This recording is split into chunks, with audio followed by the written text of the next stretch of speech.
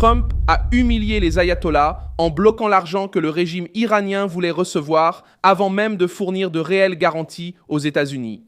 Ce samedi 6 juin 2026, Mohsen Rezaei, conseiller militaire du guide suprême de l'Iran et ancien commandant de la garde révolutionnaire islamique, a laissé échapper ce que Téhéran essaie le plus de cacher.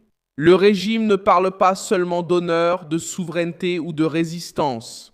Il réclame 24 milliards de dollars d'avoirs gelés pour reprendre les négociations. Alors que la propagande essaie de faire croire que l'ayatollah a rejeté Trump, la réalité crue est que l'Iran a mis de l'argent sur la table comme condition pour discuter.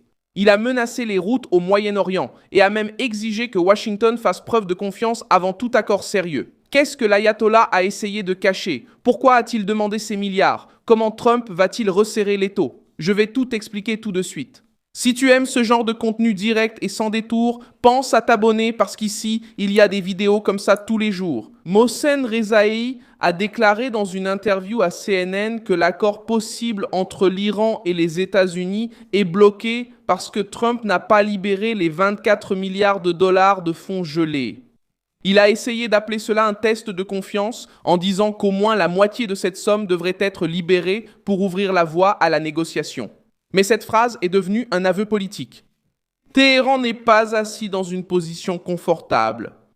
Le régime iranien veut de l'argent avant de donner des garanties. Il veut un allègement avant de prouver son engagement et il veut transformer les avoirs bloqués en une arme de pression contre la Maison-Blanche. Trump n'est pas tombé dans ce piège.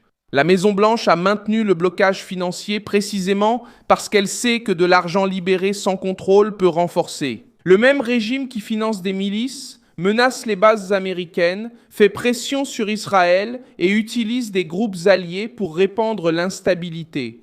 La demande de 24 milliards de dollars n'est pas apparue par hasard. Elle est survenue au milieu d'une guerre de pression, après des attaques, des menaces maritimes et une tentative iranienne d'arracher des concessions politiques aux États-Unis. L'ayatollah peut refuser une rencontre en public, mais ses propres représentants continuent de demander un déblocage des fonds en coulisses. Rezaei a également déclaré que Trump devrait prendre des décisions loin d'Israël, libérer les avoirs gelés et mettre fin au blocus. L'Iran sait que Trump parle, mais qu'il ne donne pas de chèque en blanc. Et c'est là que le ton change. Pour le régime, la réunion avec Trump serait utilisée comme un symbole. Pour Trump, toute réunion n'a de sens que si elle s'accompagne de garanties, d'inspections, de limites nucléaires et d'un avantage concret pour les États-Unis. L'ayatollah a tenté de montrer sa force en déclarant qu'il n'y aurait pas de rencontre avec Trump. Mais la véritable force ne correspond pas à la demande urgente de milliards. Lorsqu'une haute autorité conditionne la négociation à la libération de ressources, elle révèle où ça fait mal. Les sanctions fonctionnent lorsque l'adversaire commence à parler d'argent avant de parler d'accord. Et c'est exactement ce qui s'est passé. L'Iran a tenté de transformer le refus de la rencontre en spectacle. Mais les propos même de Rezaei ont révélé que le régime est sous pression à cause du blocus financier américain. Le gouvernement Trump a également mis ses envoyés, Steve Witkoff et Jared Kushner, en contact avec des spécialistes du nucléaire au laboratoire national d'Oak Ridge dans le Tennessee. Ce mouvement montre que la Maison-Blanche ne veut pas entrer dans des négociations techniques à l'aveugle. Le programme nucléaire iranien implique l'enrichissement de l'uranium, l'élimination des matières, la vérification, l'inspection et des limites futures. Au lieu de répéter l'erreur des accords fragiles, Donald Trump a porté le débat à ceux qui comprennent la structure nucléaire de l'intérieur. En pratique, c'est une préparation pour ne pas être dupé par des négociateurs iraniens formés depuis des décennies à ce genre de jeu. L'Iran a tenté d'accroître la pression avec une menace militaire. Rezaei a parlé de porter la guerre jusqu'à l'océan Indien, au Bab el-Mandeb, à la mer Rouge et même jusqu'à la Méditerranée. Il a également mentionné le contrôle iranien sur le détroit d'Ormuz et la force des Houthis en mer Rouge.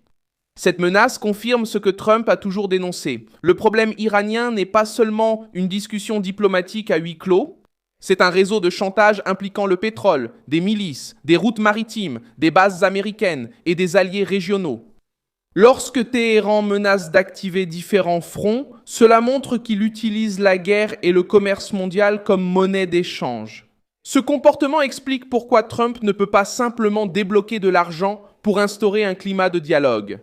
Le régime iranien tente de présenter ses avoirs gelés comme un droit national. Mais la question qui se pose à Washington est différente. Que se passe-t-il une fois que cet argent revient entre les mains de Téhéran ?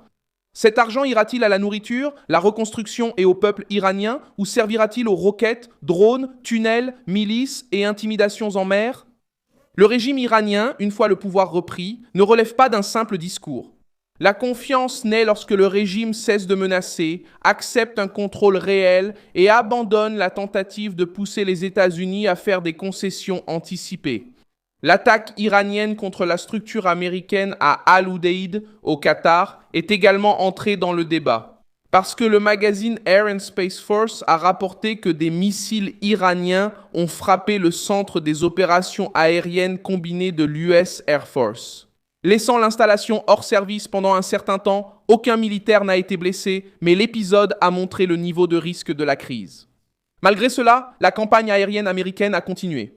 La structure a subi des dommages, il y a eu un réaménagement opérationnel et les États-Unis ont continué à avoir la capacité de commandement, d'adaptation et de réponse.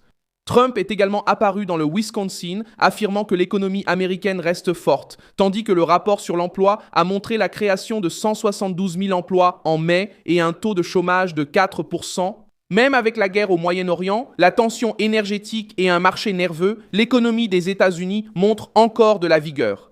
Trump a utilisé ce contexte pour dire qu'il progresse rapidement concernant l'Iran et que les coûts du carburant et des engrais pourraient baisser lorsque la crise sera résolue par la force diplomatique ou militaire. La chute des marchés a été utilisée par les critiques comme preuve d'échec, mais le marché réagit au risque, pas aux gros titres militants. Guerre, pétrole, sanctions, taux d'intérêt et Moyen-Orient influencent les investisseurs. Ce qui importe, c'est que Trump essaie de résoudre la crise sans offrir les 24 milliards de dollars comme récompense politique à l'ayatollah. La différence est simple, la gauche voit le marché vaciller et blâme Trump d'affronter l'Iran. La Maison-Blanche voit le régime iranien demander de l'argent et comprend que la pression a touché juste.